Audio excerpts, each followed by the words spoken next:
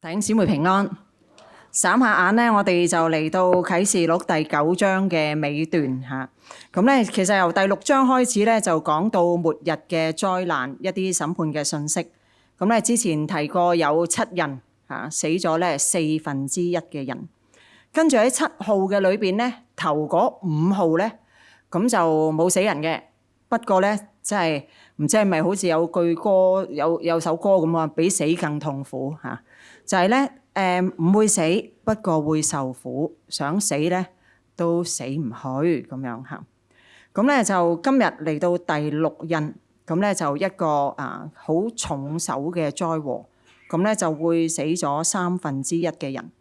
咁咧今日呢一幅圖個背景咧就係我按住呢一個第6號經文嘅描述嗰個好惡嘅怪獸嚇嚟到去繪畫嘅嚇。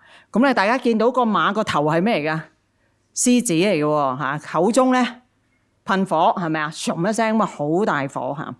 跟住個尾巴咧蛇嚟嘅，有埋蛇頭嘅嚇，擘大個口咧就嚟咬你啦嚇。咁咧中間都有個騎馬嘅戰士係點咧？即係有拎住劍啦，跟住咧就胸口咧又係咧燒到一團火咁樣嚇。咁我會形容咧就係你喺隻馬嘅前中後都點啊？都係死嘅啦，得唔得啊？前中後都死嘅。你只要同呢一隻怪獸咧黐埋一齊，或者接近佢咧，即係嗰句俗語嘅死梗，唔使咩啊？唔使等啊嚇，死梗嘅呢個黐埋去嘅話就死梗噶啦。咁其實咧，上帝點解會有一隻咁惡嘅惡獸咧？其實無非都係要警告提示我哋要去悔改。咁咧，其實由創世記第3章人類墮落開始，上帝不斷嘅嚟到呼籲我哋要去悔改，透過提醒，透過責備，透過審判。而當人願意悔改嘅時候，上帝就拯救，甚至透過耶穌基督流血捨身嚟到拯救我哋。不過人嘅反應係點呢？唔聽，唔聽，然後繼續唔聽。施洗約翰同埋耶穌出嚟傳道嘅時候，佢咧一開始嘅時候就講一句説話，佢話天國近了，你們應當悔改嚇。呢個弟兄姊妹我哋都識背㗎啦嚇。咁咧耶穌甚至乎講到，你們若不悔改，都要如此滅亡。都要如此滅亡嚇。咁咧講就不斷咁講，但係人又點咧？有一日咧，我就睇見一個嘅短視頻嚇，咁咧一個新加坡嘅人力部長啊，佢同一啲議員交鋒嘅時候咧，佢就咁講啦，講你又點啊？唔聽，聽你又唔明，齊啲啊！不如我哋好嘛？明你又唔做嚇。跟住其實後邊仲有一啲嘅嚇，最後咧佢嘅説話就係你想點咧？當我睇呢一個短視頻嘅時候，我不禁咧嚟到去問一問我自己：上帝講嘅嘢，我有冇聽咧？聽咗之後，其實我明唔明咧？明咗之後，我有冇實踐咧？咁咧好多時候就徘徊喺有時唔聽，有時唔明，有時明咗又唔做嘅當中，我好擔心上帝都問我你想點啊？而今日講到啟示錄第6號嘅審判，我哋又一齊嚟到睇下上帝究竟點講，而唔使話講咗聽唔明啊。上帝講到明啊，但係人又點反應呢？我邀請弟兄姊妹同我一齊讀13至到21節，有8節嘅經文，預備起。第6位天使吹響號角，我就聽見有一個聲音從神面前的金壇4角傳來，對拿着角律說：釋放那4個綁在幼發拉底河的使者。那4個使者是為了此年、此月、此日、此時而準備的，他們就被釋放，要去殺害人類的1/3。騎兵全軍人數有2億，我聽見了他們的數目。我在異象裡看見的馬和騎兵是這樣的，他們穿着火紅、紫藍和硫黃色的護胸甲，那頭像獅子頭，有火、煙和硫磺從馬口噴出。人類的1/3被馬口噴出的火、煙和硫磺這3種災害所殺。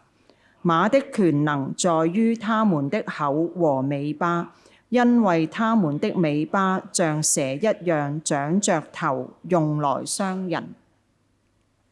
剩下的人沒有被這些災害所殺，卻不悔改，不摒棄自己手所造的偶像，而仍然去敬拜鬼魔和那些不能看、不能聽、不能走動的金、銀、銅、石、木的偶像，也不為自己的兇殺、邪惡、淫行和偷盜悔改。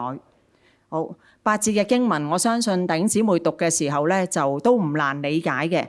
就係咧有個聲音吩咐使者咧嚟到去釋放4個使者。咁4個使者被釋放嘅時候咧，就引嚟好大嘅災難。咁咧就好似我開頭俾大家睇嗰幅圖一樣，馬口咧又噴火，尾又有個蛇。咁咧喺好大嘅災難裏邊，死1/3人。不過有人仍然唔悔改嚇。呢個咧就係呢整咧8節經文要俾我哋嘅信息。咁究竟詳細嚟講呢8節嘅信息同我哋講乜嘢咧？咁咧分段嚟講嗰個結構咧，就好似我頭先所講啦嚇，就有壇旁嘅聲音啦，去吩咐啦，跟住審判嘅力度死得人多啦，跟住原來死嘅咧係因為馬口嘅噴火或者同埋蛇嗰個嘅即係喺個尾巴嗰度咧嚟到去死亡嘅，跟住然後有罪人嘅反應。咁咧，我哋先嚟到咧去仔細睇一睇呢4個小分段，其實咧帶俾我哋乜嘢嘅信息。講到咧壇旁邊咧有聲音發出嚇，有聲音發出。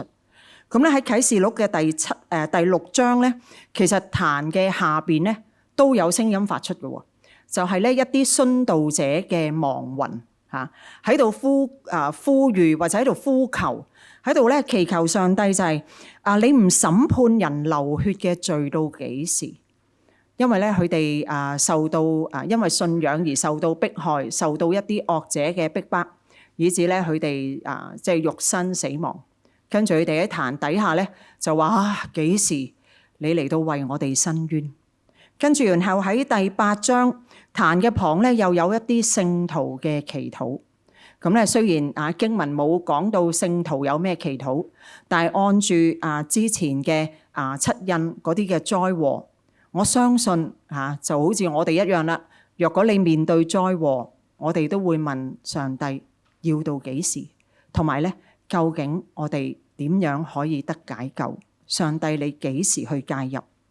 咁而金壇嘅4角又代表乜嘢咧？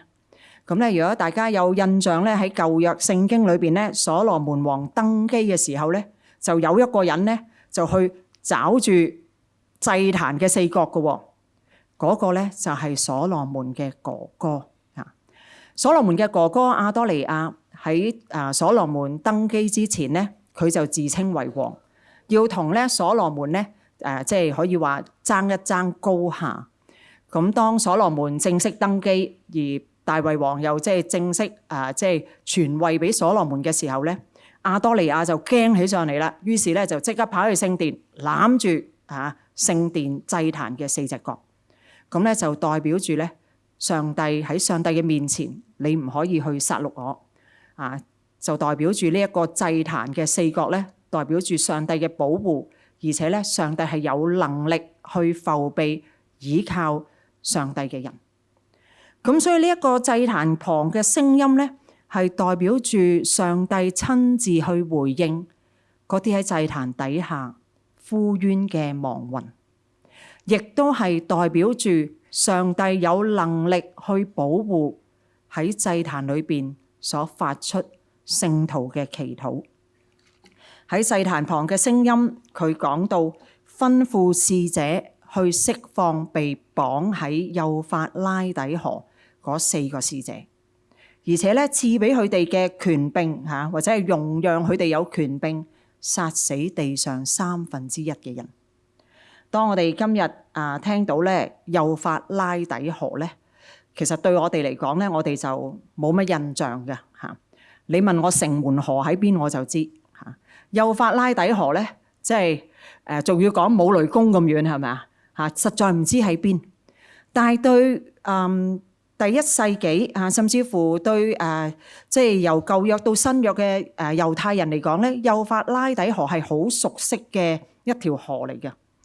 因為喺創世記，其實神創造嘅時候咧，喺呢一個伊甸園咧，幼發拉底河就係由伊甸園所流出，甚至乎去應許亞伯拉罕佢嘅應許地咧，北面嘅邊界去到幼發拉底河。所以幼發拉底河一聽嘅時候咧，係一個賜語啦，係一個美麗啦，係一個應許嘅地方。不過同時間，因着以色列人犯罪，幼發拉底河又係佢哋聽見就驚嘅地方。因為當年以色列亡國，亞述帝國亞述嘅大軍就係由幼發拉底河開始進入巴勒斯坦地，去殺滅、去將以色列亡國嘅地方。而到稍後以色列都亡晒國啦，跟住有唔同嘅政權嚟到去掌權啦，跟住最後羅馬帝國亦都喺幼發拉底河嗰度開始嚟到去進入巴勒斯坦地，甚至乎進入整個嘅地中海、歐洲嘅地帶，嚟到去橫掃整個嘅地區，喺當地咧嚟到去即係整個嘅地區咧嚟到去作王。所以對第1世紀嘅信徒嚟講，聽見幼發拉底河有幾個被綁嘅使者釋放起上嚟，佢哋心裏邊震一震，因為知道上帝正要用呢一樣嘢嚟到審判佢哋。咁咧講到約翰啟示錄嘅作者使徒約翰聽見個馬兵約有2億嚇，原文嘅裏邊咧係2萬萬嚇，所以咧和合本譯做2萬萬，即係2個好多嚇，超級多嚇。咁咧2億咧，我諗大家都數唔到噶啦嚇，即係最多200人就容易數嚇，2000人我哋都數唔到。2億代表乜嘢咧？原來當日羅馬軍進入即係呢一個巴勒斯坦地嘅時候咧，只係10零萬嘅大軍已經能夠將當地去夷平㗎啦。2億係一個比羅馬大軍殺戮更加不能想像嘅數目。上帝有咁多嘅軍馬嚟到去進行殺戮嘅時候，審判嘅力度係殺1/3嘅人。若果10幾萬都能夠即係都能夠橫掃整個地中海整個巴勒斯坦地，2億嘅話，可能可以橫掃全人類嘅啦。不過上帝限制佢嘅影響力，限制佢嘅殺戮，只係到1/3。而上帝亦都講到呢幾個被釋放、被捆綁呢幾個即係邪惡嘅使者咧，係為此年、此月、此日、此時而準備，代表住上帝嗰個時間同埋掌權。雖然喺祭壇下嘅亡魂喺度呼冤，但係上帝原來有佢嘅時間表。雖然聖徒面對艱難喺度祈求，但係上帝有佢嘅時間表。我哋好想上帝喺某年某月某日某時嚟到幫我哋解開我哋嘅困厄，但係原來上帝唔單止對被捆綁嘅使者有主權，佢對我哋回應我哋嘅祈求都有佢嘅主權。跟住喺第3個嘅段落講到咧馬口噴火嚇。8節嘅經文有4節提及呢一隻馬嗰個嘅厲害嚇。咁咧喺4節嘅經文裏邊咧，3次提到馬個口嘅嚇，講到馬嘅口噴出呢一個火啦、煙啦、硫磺啦，講到馬嘅口咧噴出火嚟啦。3次講到馬嘅口。當我哋唔單止睇幅圖嚇，就算係聽咧，都聽得出馬嘅口有冇 power， 好有 power 嘅喎嚇，即係把口咧可以殺人嘅喎。但係又好得意，原來喺啟示錄嘅裏邊，同樣有一把口咧出現過3次，嗰個係耶穌嗰把口。耶穌把口好似兩刃利劍咁樣，可以剖開人嘅靈與魂。耶穌把口喺七教會嘅教導嘅裏邊，對七教會嘅責備裏邊，呼籲佢哋悔改，甚至乎警告佢哋唔悔改會帶嚟乜嘢嘅後果。所以呢一個馬嘅口其實喺度扮緊耶穌啊，喺度學耶穌一樣講一啲嘅道理，講一啲嘅說話。不過呢一個馬嘅口噴出嘅係火煙同硫磺。當我哋聽見火啊、煙啊、硫磺啊進行毀滅嘅時候，不其然諗到喺創世記有2個嘅城市，所多瑪，跟住咧俄摩拉。所多瑪同俄摩拉因為唔聽上帝嘅說話，悖逆上帝，以致天降一個硫磺之火將佢哋毀滅。不過耶穌嘅口又點呢？耶穌嘅口呼籲我哋悔改。當我哋願意聽見耶穌嘅道嘅時候，我哋生命就得拯救。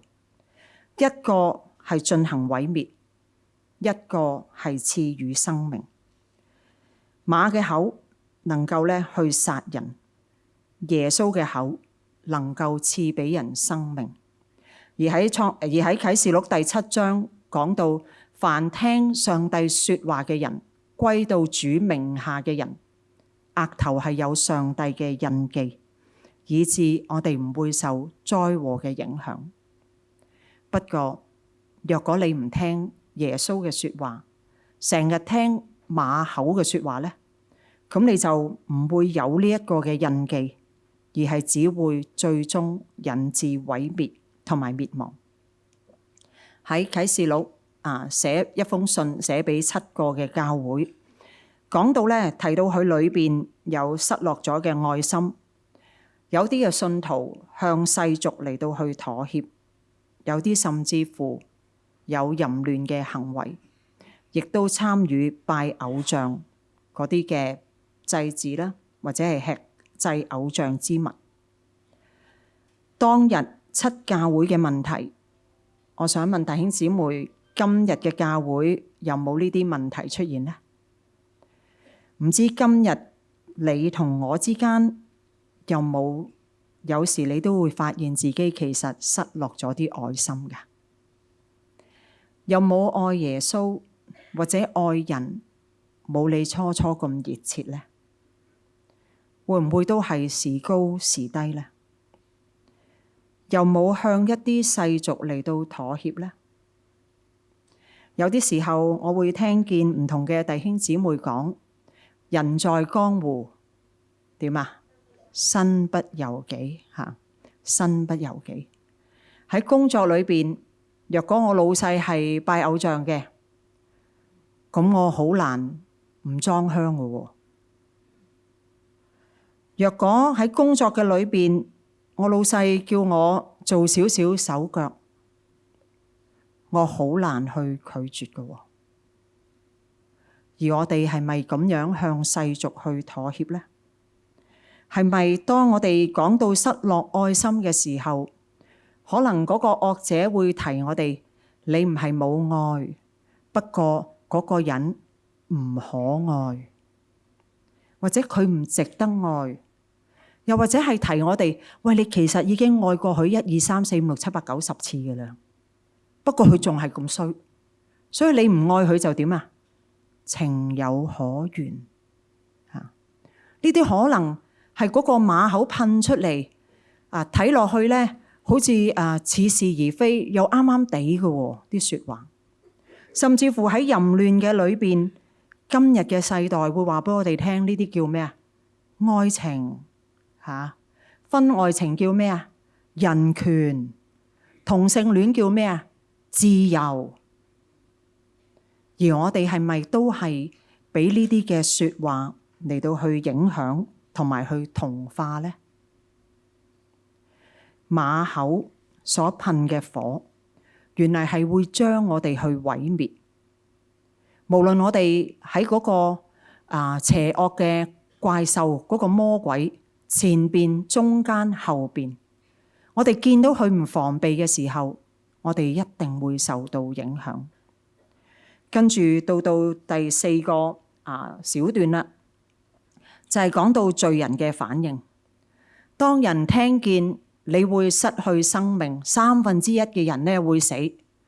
不過啲人繼續拜偶像，繼續去行惡，繼續去拜嗰啲咧唔能夠睇、唔能夠聽、唔能夠做啲乜嘢嘅，用人手做金銀銅石木嘅偶像。咁喺詩篇115篇咧，話俾我哋聽，嗰啲偶像有眼不能看，有耳不能聽，有腳不能行，有口不能言。嗱，我哋都知嘅，做一個嘅木像喺度，梗係唔喐得、唔睇得、唔行得，係咪？唔講得。不過詩篇話俾我哋聽，凡係做呢啲偶像、拜呢啲偶像，同埋跟隨呢啲偶像嘅咧，也是如此。當我哋聽呢一啲似是而非嘅道理嘅時候，也是如此。世界教導我哋，當有啲人唔可愛得罪我哋，成為我哋嘅仇敵，教導我哋係咩啊？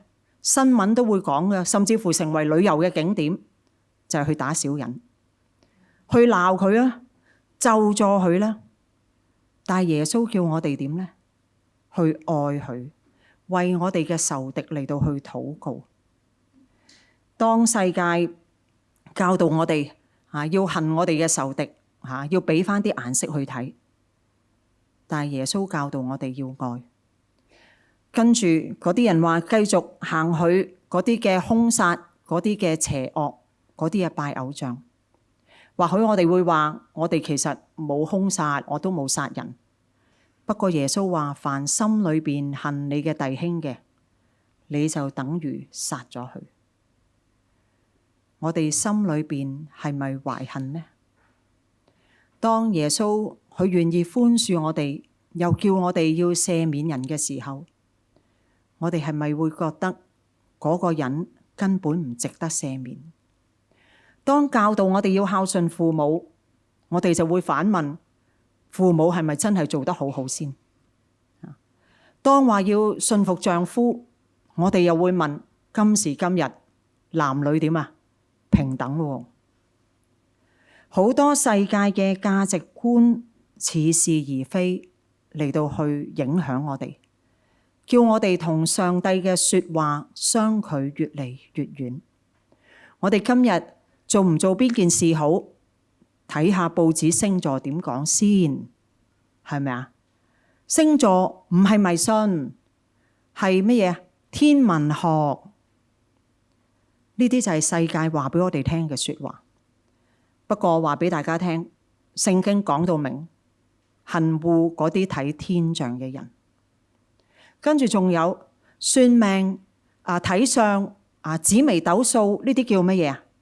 統計學將呢一啲嘅迷信變成一種科學以致我哋話我去睇相啲人啲獎咧係咁樣嘅咧，就大概係咁啦咁樣。其實呢個唔係一個嘅統計學呢個係一個將人模糊、拉遠同上帝之間嘅距離。若果我哋知道上帝係掌管明天，我哋又信服於上帝掌管明天嘅話，我哋點解要去又要睇相，又要睇掌，又要去揭星座也好，通勝也好，要去睇嗰啲嘢嚟到俾我哋指引呢？難道我哋唔能夠祈禱？難道我哋唔相信上帝嘅同在？難道我哋以為我哋每日嘅日子就係掌握喺偶像邪靈嘅手中，甚至乎以為掌握喺我哋自己嘅手中？面對一次又一次嘅呼籲，面對一次又一次嘅提醒，人都係繼續唔聽。邪惡嘅使者努力地將我哋同上帝拉遠，叫我哋唔單止神講我哋唔聽，聽咗唔明，明咗又唔做，仲叫我哋做嘅時候就點啊？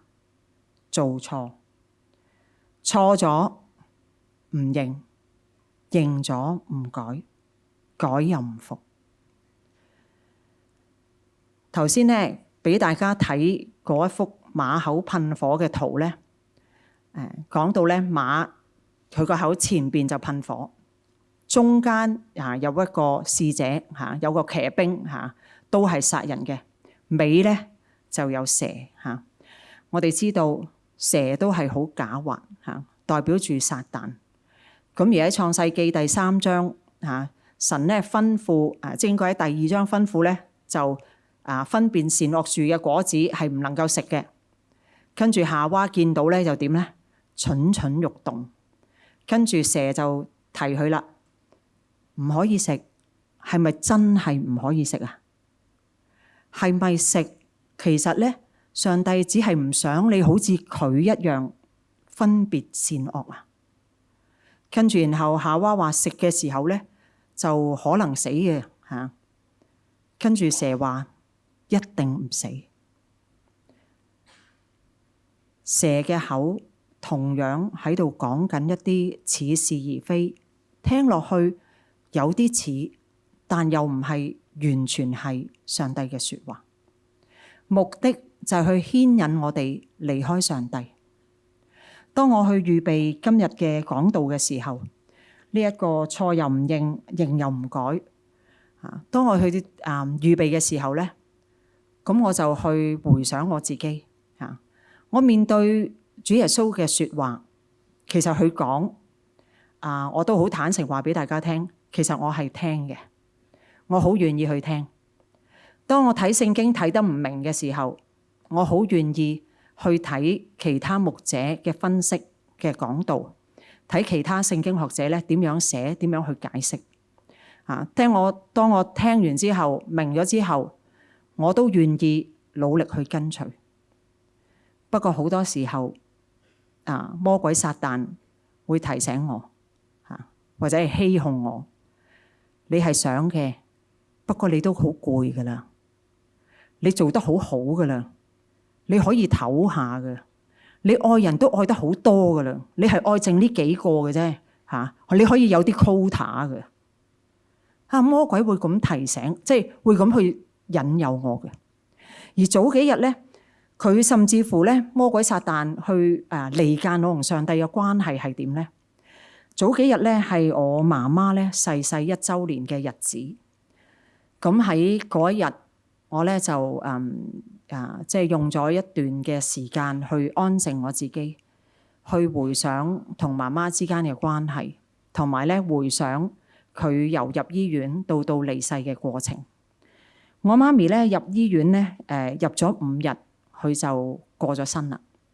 佢第一日入院嘅時候咧，佢還講到説話食到嘢，仲話聽朝我就出院噶啦咁樣。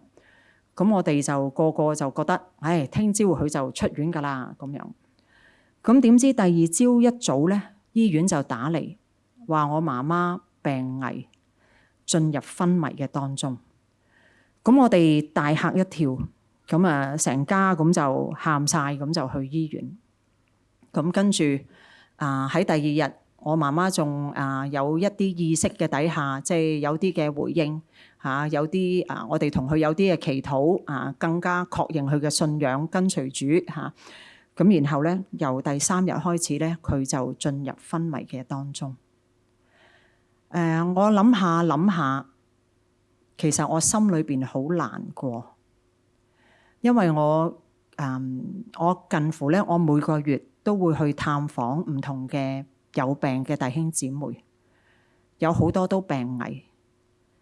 喺我探訪病危嘅弟兄姊妹當中，有一啲人可以延長佢嘅年日嘅嚇，祈完禱有一啲可能會有成個月嚇，有一啲係甚至乎咧即係我印象裏邊有一個係已經食唔到嘢，即係好嚴峻嘅嚇。祈完禱之後我睇住佢延續咗有3年嘅壽命。當我去想到點解我阿媽喺病危嘅當中，佢嘅年日咁短少咧，我心裏邊突然間好嬲啊！我同神講：點解你咁唔公平？係咪我做錯咗啲乜嘢咧？定係我阿媽唔值得你延長佢嘅壽命咧？跟住我一路諗，我一路咧心裏邊咧好多好激動嚇，心裏邊咧好煩躁。跟住魔鬼有把聲音同我講：服咩是上帝啫？服侍上帝換嚟嘅咪一樣。哇！我聽到呢句説話，我心裏邊好驚。我知道撒旦用緊我嘅情緒，用緊我嘅難過嚟到去試探緊我，離間緊我同上帝嘅關係。跟住我即刻喺上帝嘅面前去禱告，求主嚟到去幫助，求主安置12營嘅天使嚟到去保護我。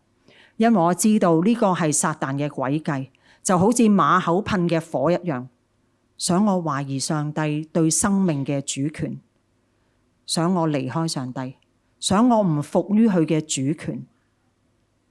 好啦，一次唔奏效咯，撒旦。跟住撒旦就點呢？然後我平復咗，我服於上帝嘅主權。跟住然後撒旦就提醒我啦，都係你唔夠孝順，所以咧你照顧得阿媽唔好，所以佢咪咁短時間離開咯。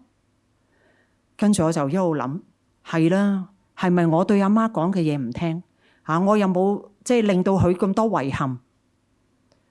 然後感謝聖靈提醒我，唔好跌落撒旦嘅圈套，以為阿媽嘅離開係因為我唔好。跟住我再一次祈禱，求上帝幫助我順服佢對生命嘅掌管同埋主權。其實我知道阿媽喺天家過得非常好，甚至乎我有一次嘅發夢，喺我媽媽離世之後，我發夢我阿媽喺天堂裏邊，喺我爸爸跟教會嗰度做緊組長嚇，咁我非常之開心。我係即刻祈禱，上帝求你嘅説話充滿我，因為喺你嘅裏邊有永恆嘅盼望。我唔係着意於短暫我自己嘅想望，我求主去拯救我。跟住咧，撒旦第3次唔放過我，即係一而再。嗰啲叫咩啊？一而再，再而三。琴日端午節做節咧，撒旦咧就用我姐姐把口喎，我會形容。咁我家姐就同我講啦，唉，喺阿媽火葬之後，我早幾個月啊，就記起阿媽話千祈唔好燒佢啊。但係而家阿媽火葬咗啊，咁點算啊？咁問我喎，咁我話。咁點算啊？我問弟兄姊妹，咁點算啊？唔好燒，不過燒咗咯喎，咁點算啊？我即刻同我家姐講，我話其實阿媽好耐之前已經同我講過噶啦。佢話咁講過你仲燒啊？你真係唔啱啊！你又唔同我講咁樣。我話唔係啊，阿媽係講過，不過我都有同佢講，燒嘅係地上嘅軀殼，係一個唔需用嘅軀殼。我哋要驚嘅係燒我哋不滅嘅靈魂。如今阿媽已經喺天家裏邊，所以我哋唔需要介意係咪火葬，係咪土葬。我哋要驚嘅係嗰個永恆不滅、硫磺嘅火湖。人生命第一次嘅死啊！我冇嘢夠膽保證大家，我只能夠保證就係你同我點啊？一定咩啊？一定死嘅。第一次嘅死必然發生嚇，喺主再來之前一定發生。但係第二次嘅死亡係咪喺白色大寶座面前被審判嘅時候，我哋係咪跌落嗰個硫磺嘅永火呢？就係在乎我哋今日嘅選擇。我哋今日究竟係聽嗰啲似是而非嗰啲撒旦嘅欺哄，定係我哋堅持上帝嘅説話，跟隨耶穌基督嘅命令同吩咐，有生命嘅更新呢？撒旦經常用唔同嘅情景嚟到去控訴我哋，甚至乎會利用我哋心裏邊嘅想望、我哋嘅情緒嚟到去欺哄，嚟到將我哋咧同上帝之間拉遠距離。我講到咧，人咧好容易被眼前嘅嘢嚟到去欺騙。好似我早排咧，上個月咧，我去咗旅行嚇，咁咧大家睇下呢幅圖嚇，係咪好靚啊個風景？藍天白雲喎，咁咧仲有個湖嚇，咁我冇影到啊。其實咧仲有船河添嘅，有個 cruise 嘅嚇，好舒服嘅地方。咁咧遠遠咧就有個城堡喎嚇，咁我心諗咧就哇，住喺裏邊就正啦，係咪啊？即係成個城堡咁靚，前邊又有條河喎嚇，即係山明水秀，住喺嗰度咧，即係豈唔係咩青草地溪水旁，係咪啊？不過原來住喺裏邊並唔係咁嘅，嗰個唔係一個城堡，嗰個係一個200年前嘅監獄。咁咧嗰啲嘅窗咧係嗰啲被囚禁嘅人唯一可以同外界接觸到嘅，即係一個窗口俾佢唞氣嘅啫。每一個被囚禁嘅人，佢嘅範圍只係得一張單人床咁上下嘅地下，係啦，只係夠一個即係我應該同我差唔多 size 嘅人瞓嘅啫嚇，即係2尺半乘6尺鬆啲嚇。對於外邊嗰份嘅平安，嗰份嘅風光，其實佢哋係無緣去感受，唔係俾佢哋去享受。就好似啟示錄講到新天新地嗰份嘅平安，嗰份嘅青草地溪水旁，其實係俾跟隨上帝説話嘅人。唔願意跟隨上帝説話嘅人，好鍾意跟咗呢一個世界嘅謊言，被佢欺哄，跟世界嘅價值去妥協嘅人，其實只係喺個監牢嘅一格仔嘅咋。出邊幾咁風光，唔關你嘅事。面對神嘅吩咐，可能我哋有啲時候講會唔聽，聽咗唔明，甚至乎我哋明咗都唔做，做咗又做錯。或許我哋就喺來來回回呢一啲嘅階段裏邊。但係點解上帝要留低啟示錄，留低要成本聖經俾我哋呢？唔係因為佢特別鍾意審判，而係佢想將我哋挽回，提醒我哋究竟我哋嘅人生喺邊一個嘅階段，以致我哋可以悔改。因為佢唔忍心我哋喺嗰個狹小嘅囚禁嘅當中，而我哋知道當第二次嘅死面對上帝嘅審判，我哋就唔係囚禁喺呢一個監牢咁簡單，而係落到永遠嘅火湖。上帝願意拯救我哋，讓我哋有生命嘅印記。佢唔願意我哋滅亡同埋沉淪。讓我哋喺上帝嘅面前嚟到去祈禱同埋立志。究竟我哋係聽世界嘅説話多啊，定係聽上帝嘅説話多呢？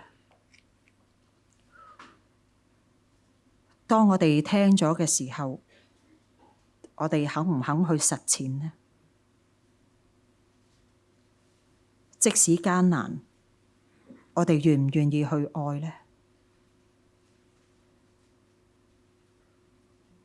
世界教我哋要虛偽，要輸人唔輸陣，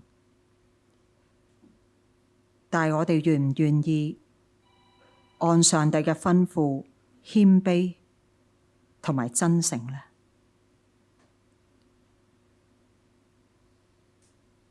我哋願唔願意積聚財寶喺天上，而唔係淨係掛住地上嘅金銀呢？求主幫助我哋，好好去讀聖經，懂得察驗上帝嘅說話，懂得去分辨嗰個邪惡嘅惡者口出嘅火。黐埋惡者，無論你喺佢前邊、中間定後邊，都只係死路一條。讓我哋一齊祈禱。慈悲仁愛嘅天父，我哋要感謝你，多謝你，你係一個慈愛公義嘅上帝。你唔願一人沉淪，你乃願人人都悔改。多謝你預告審判，藉此嚟到提醒我哋，你會施行懲罰。呢一啲嘅提醒係為咗要挽回，為咗將我哋拯救。求你幫助我哋，願意聽耶穌所講嘅說話，願意努力去學習聖經，去明白聖經。因為唯有咁樣，我哋先至有能力嚟到去拒絕謊言。亦都求你俾我哋力量嚟到去實踐你所教導，俾我哋願意信服你嘅主權，以致我哋唔會辜負你愛嘅拯救。多謝主，聽我哋喺你面前同心嘅禱告，我哋咁樣祈求係奉靠主耶穌基督嘅聖名，阿門。